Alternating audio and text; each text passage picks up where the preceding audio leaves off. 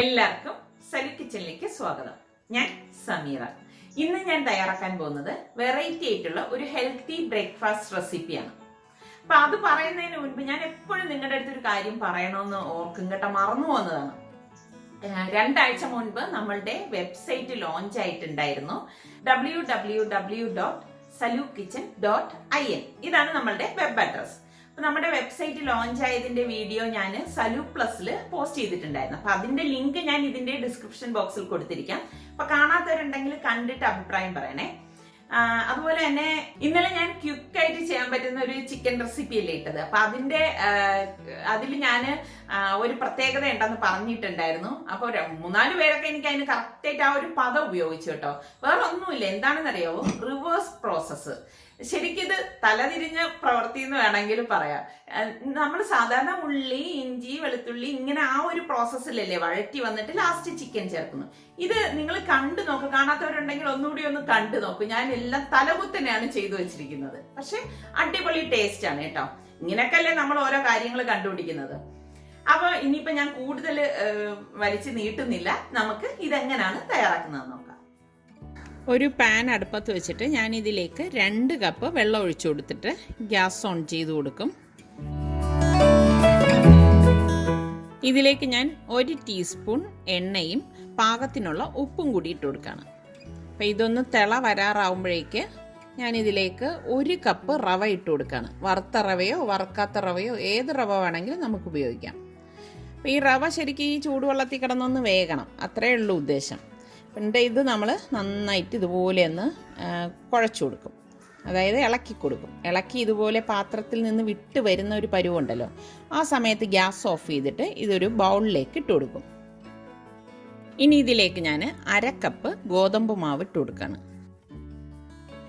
പിന്നെ ഞാനിവിടെ 1 table spoon മല്ലിയില ചെറുതായിട്ട് അരിഞ്ഞതും 2 പച്ചമുളക് ചെറുതായിട്ട് അരിഞ്ഞതും 1/2 ടീസ്പൂൺ മഞ്ഞൾപ്പൊടിയും 1 ടീസ്പൂൺ കാശ്മീരി ചില്ലി പൗഡറും ഏകദേശം 1/4 ടീസ്പൂൺ കായപ്പൊടിയും കൂടി ഇട്ട് കൊടുക്കും. പിന്നെ ഇതിലേക്ക് ഞാൻ 1/4 ടീസ്പൂൺ ചെറിയ ജീരകം കൂടി ഇട്ട് കൊടുക്കുന്നുണ്ട്. പിന്നെ പാകത്തിനുള്ള ഉപ്പും ഇട്ട് ഇതെല്ലാം കൂട്ടിയിട്ട് നന്നായിട്ട് കൈകൊണ്ട് കുഴച്ചെടുക്കും. ഇത് നമ്മൾ ചൂടോടെ തന്നെയാണ് കുഴച്ചെടുക്കുന്നത് കേട്ടോ. ശരിക്കും ചപ്പാത്തി, പത്തിരിക്കൊക്കെ നമ്മൾ കുഴച്ചെടുക്കില്ലേ, അതുപോലെ തന്നെ കുഴച്ചെടുക്കണം. പ്രത്യേകം ശ്രദ്ധിക്കണം, ഇതിലേക്ക് നമ്മൾ വെള്ളം ചേർക്കത്തില്ല. ഇനി ഞാൻ ഇതിലേക്ക് 1 ടീസ്പൂണ് നെയ്യും കൂടി ഇട്ടിട്ട് എല്ലാം കൂട്ടിയിട്ട് നന്നായിട്ട് ഒന്നുകൂടി ഒന്ന് കുഴച്ചെടുക്കുകയാണ്.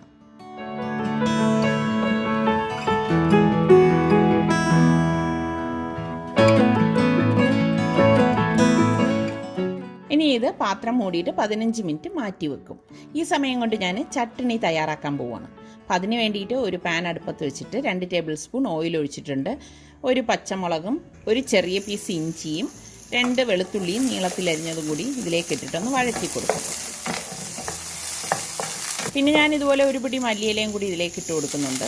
ഇതെല്ലാം കൂട്ടിയിട്ട് നന്നായിട്ടൊന്ന് ഇളക്കി കൊടുക്കും.